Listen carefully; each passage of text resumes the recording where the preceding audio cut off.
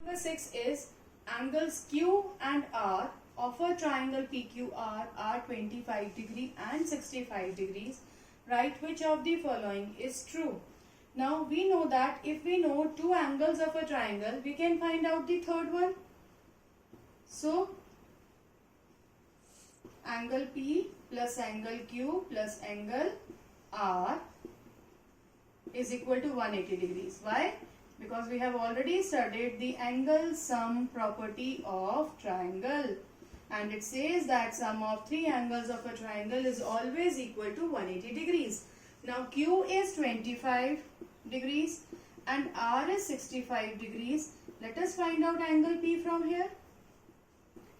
Angle P plus together they make up 90 degree is equal to 180 degrees. So angle P is equal to 180 degree minus 90 degree. That means angle P is equal to 90 degrees. That means it's a right angle triangle which is right angle at P. Now let us make a figure to ease off our confusions. So this has to be P. Now either you put Q here or Q here, it is not going to make any difference. In every case, the side opposite to the right angle is the hypotenuse. So here hypotenuse is QR and this will form the altitude and this will form the base. If you take Q here and R here, then PQ will form altitude and PR will form base. So it is not going to make any difference. So let us apply Pythagoras property. It says that h square is equal to p square plus b square. H square here is qr square and it is equal to pr square plus pq square. From here we find out that which part is true? Second part is true. So second statement is true. Question number 7 is find the perimeter of the rectangle whose length is 40 centimeter and a diagonal is 41 centimeter. Now what is the formula for perimeter of rectangle? It is 2 into L plus D, where we know the length but we don't know the breadth. Instead of breadth, we are given that one of the diagonal is 41 centimeter. Remember, both diagonals of the rectangle are of same length. So it is not going to make difference whether you take this one or you take this one. You can take any one of the diagonals. Now see, length is given to us 40 centimeter.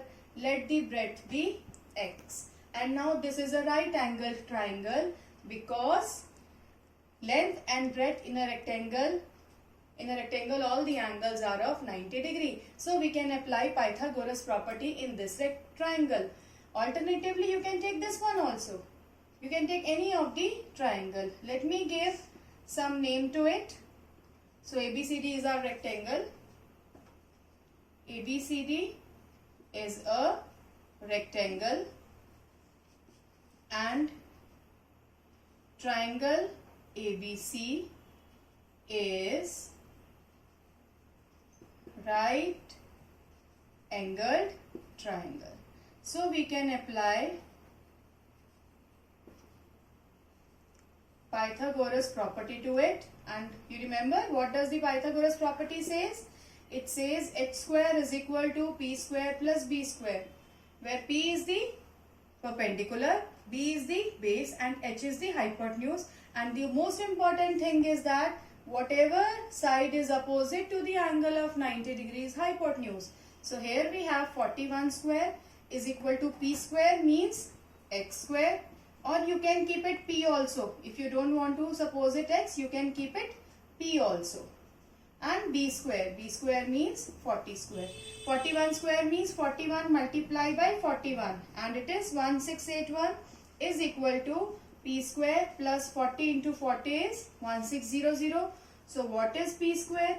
P square is 1681 minus 1600. So here I can find out that p square is equal to 81. Now 81 is, yes, 9 square. So P is equal to 9 centimeter and P means AB and AB means breadth of the rectangle. So breadth of rectangle we have calculated, and that is equal to 9 centimeter. Now since we are supposed to find out the perimeter, so perimeter is equal to 2 into L plus B. Length we already know 40 and breadth we have calculated.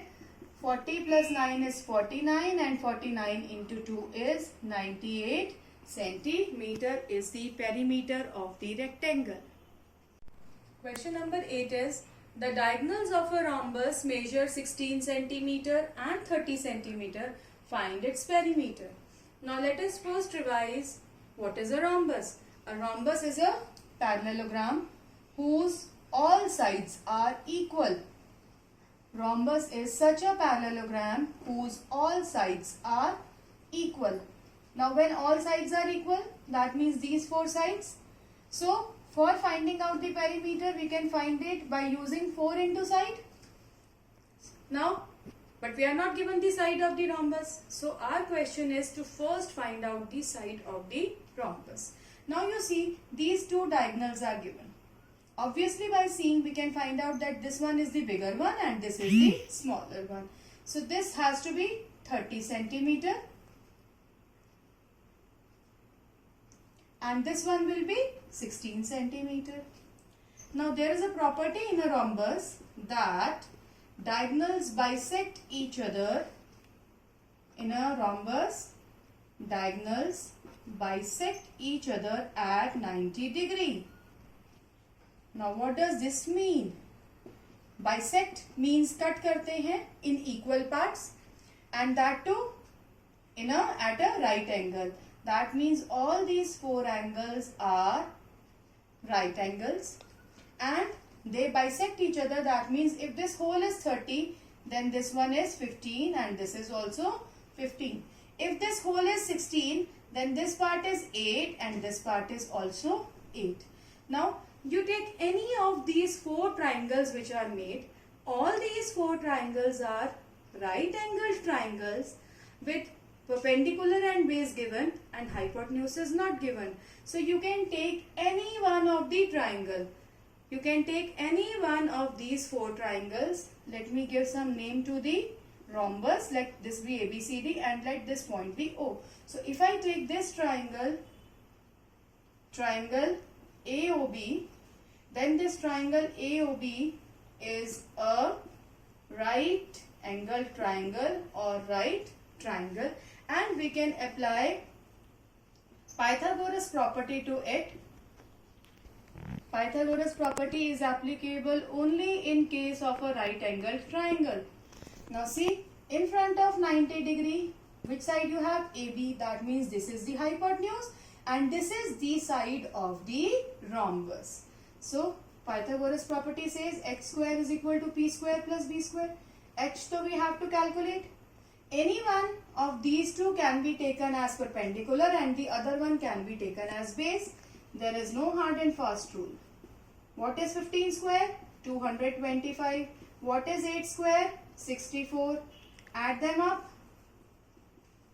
So it is 289. And 289 is the square of which number?